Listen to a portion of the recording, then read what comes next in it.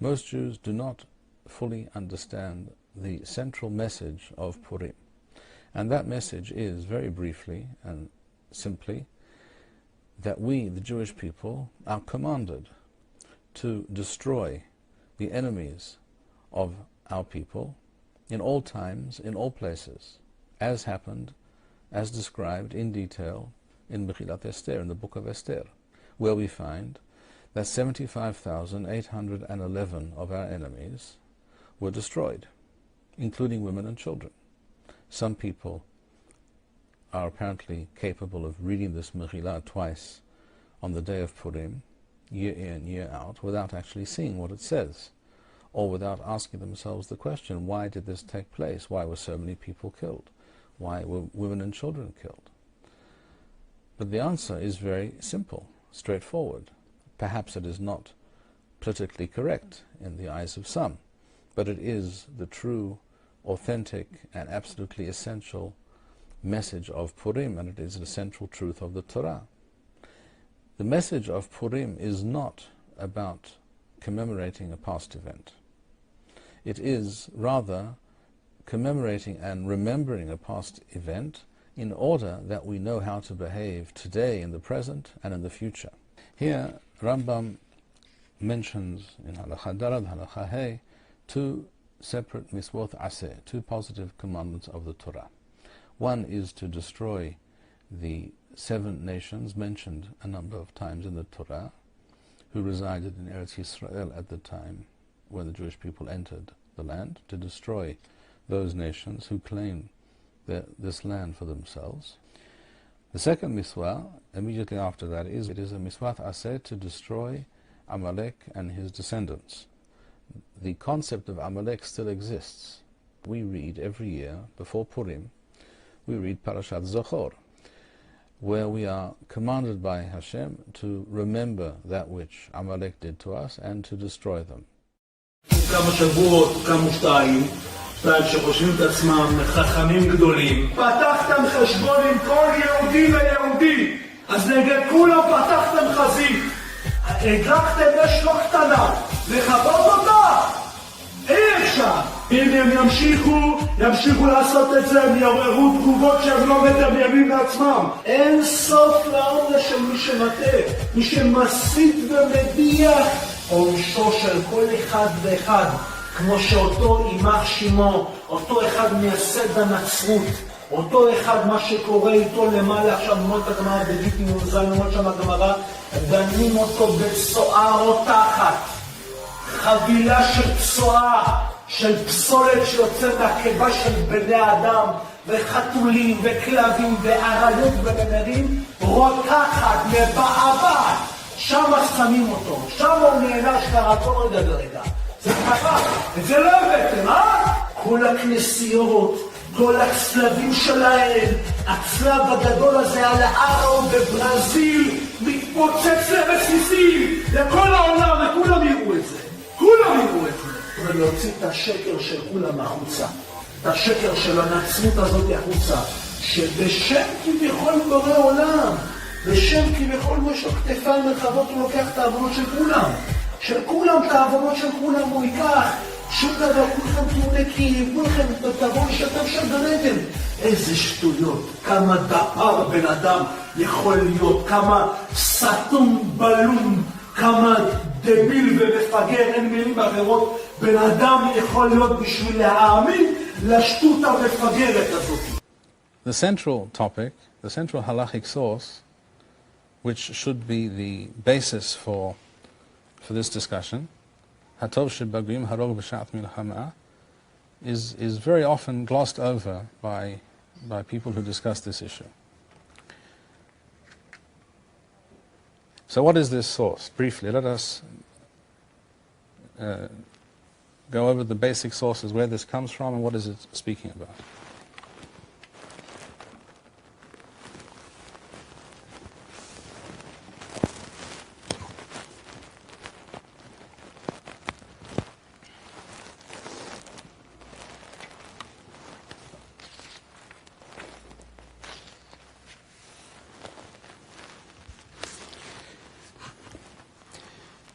The source for this halakha, and as we will see presently, this is most certainly a halakha, is to be found in the Mechillatha, in Masechta Vayehi B'Shalach, in Parashat B'Shalach, Parasha Aleph. There the Torah tells us that Paro, when he saw that the Jews had fled Mitzrayim, and he decided to chase after them, it says that he took 600 of his choice chariots and began to pursue them. The Mechillatha asks the following question: Mishel mi hayu habemoth shayu to'anim hamerkavoth. Whose horses were these that were pulling these chariots? Im tomar mishel misrim hayu. If you claim they belong to the Egyptians, the citizens of Egypt, halo ne'emar vayamoth kol mikne Mitzrayim. It says explicitly that all the behemoth of the Mitzrim, all the animals belonging to the Egyptians, died in an earlier plague. So there were no animals left. It does, by the way, state, as the Mechillatha will presently mention, that there were a few described by the Torah as hayareth devar Hashem, those who were God-fearing, or who simply were scared, took their behemoth and brought them inside, so they would not be killed by the hail. The Mechillatha continues, V'im tomar mishel Paro hayu, and if they belong to Paro, to the king, because the king, in order to pull his chariots, needed and always had on call a huge number of such war horses. It says in the Torah, Moshe says to Paro, all your animals in the field will be struck down. And if you claim they belong to the Jews and they left them behind, Moshe said to Paro, we will not leave any of our animals behind. So to whom do they belong? So the maskana, the conclusion of the Mechillatha is Ela shel mi hayu shel hayareh et devar Hashem nimsenu lemedim hamikne shenis hayareh devar Hashem hem hayu takala liYisrael. From this we understand, says the Mechillatha, that the animals that were taken inside and protected from the earlier plagues, from the hail, etc., by the yareth devar Hashem, by the God-fearing amongst the Egyptians, it was their animals that were taken, their horses that were taken to drive the chariots and to pursue the Jews. Mikan haya Rabbi Shimon ben Yochai omer.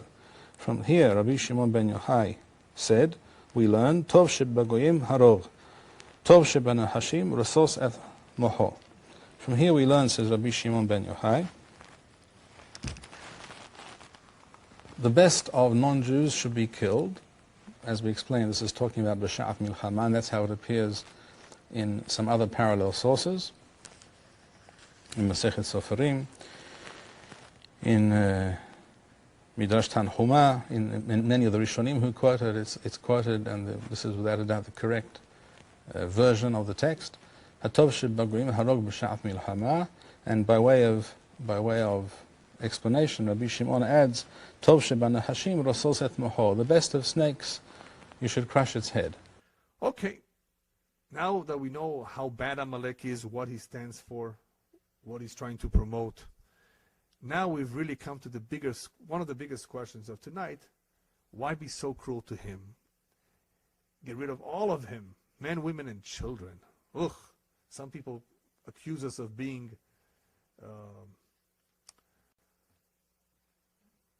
those who believe in genocide, chas v'shalom. And that's what this is calling for, right? Being so cruel, sadistic. Let me share with you a story, a true story, that happened, I would say, over 100 years ago. In a small village in Europe, on a very cold winter night, there was a woman who was about to give birth, She was very ill. I think she had high temperature.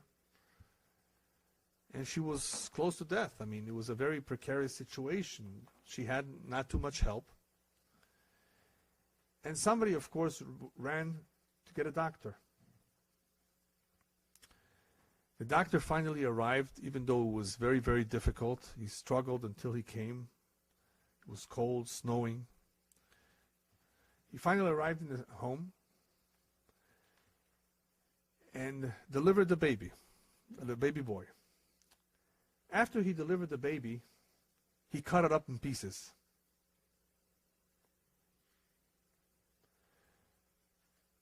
Cut it up in pieces, stepped on it, and threw it in the garbage. What would you say to this doctor? Is he cruel? Huh? What would you say? Did he do a good thing, a bad thing? What does this kind of an act appear to you? What? Evil? Yeah. Well, what if I were to tell you that that baby was Hitler? Would you still say the doctor is evil for doing that? He had knowledge. This is a true story, but the baby wasn't cut up. We wish he was. The baby survived. The doctor was Jewish. He didn't know what he was delivering. But had he known, if he would have cut him up, he would be fulfilling a mitzvah. Wouldn't he? Okay. Baruch Hashem, we all agree on something. Because now you will understand this story, which is a true story, except for the cutting up, will help you understand what the Medrash says about why we are so cruel. We are cruel to Amalek. We need to be. Because that is exactly what they would do to us if they had a chance. If they had a chance, if Amalek has a chance, he would destroy the Jewish people, Chas v'shalom. If you don't believe me, look at the story of Haman. That's exactly what he attempted to do. No, not just the men, women, and children. And throughout history, there were pogroms and attempts and plots to carry out exactly that by those who come from Amalek. And just recently, what about Hitler himself? Didn't he try to do that too? You see, only the men, women, children, babies. He didn't care. If we do not do it to him, he will do it to us. So is that being cruel to him, or is that self-defense? The Torah tells us, listen, you got to do it because he's going to do it to you.